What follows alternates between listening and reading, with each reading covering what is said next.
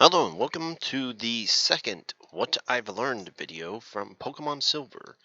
Even though I'm going to call this 2.5 because while in the process of making this, I've kind of learned new things upon editing, so I don't really think it rightly deserves the name Learn Number 2.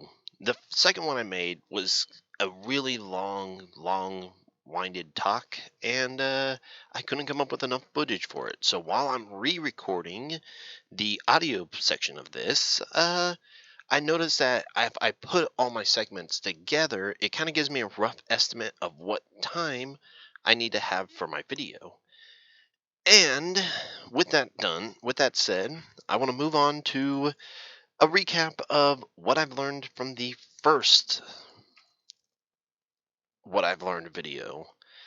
And from then, I've been wanting to practice on making better jump cuts as I control when I stop talking and when I start talking, which I think I've done a fairly good job. Towards the end of the second set, I kind of commentated through some of the battles, and I didn't like it because it just took too much time and it didn't seem worthwhile.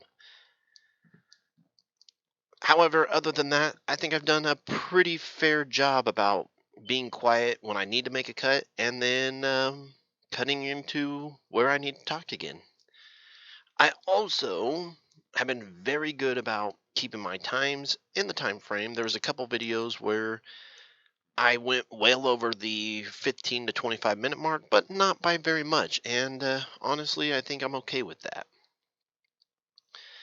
And while speaking of the 15 to 25-minute mark, I felt like I've been getting some pretty decent progress in at least most of those videos. So, all in all, I think I've done a pretty good job on working on what I set to improve on for my first What I've Learned. Moving on to the actual part of this video, I want to talk about the new things I've learned from my episodes 10 through 20. The first thing I wanted to talk about was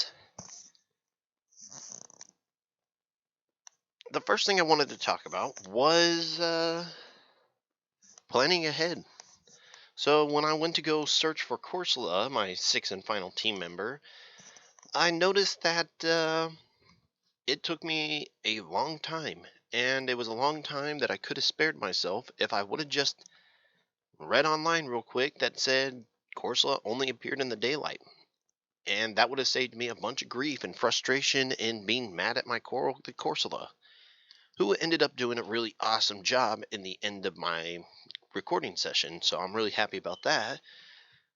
However, I've learned to plan ahead, and winging these videos is I like winging these videos. I don't necessarily need to research all this stuff, but sometimes little bits of information go a long way.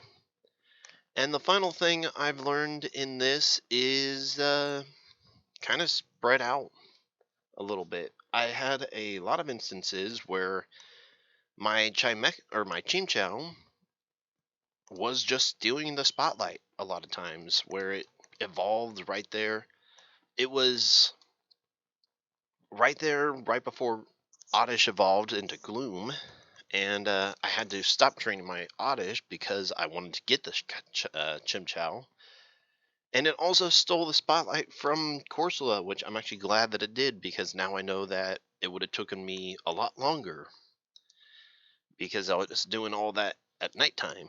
And I'm very glad that Chimchao stole the spotlight from Corsola by evolving into Lantern, and I didn't want to have too many teammates doing too many things in the same episode because, well, I kind of wanted to make my banners a little bit unique and give each team member a little bit of spotlight as they make changes.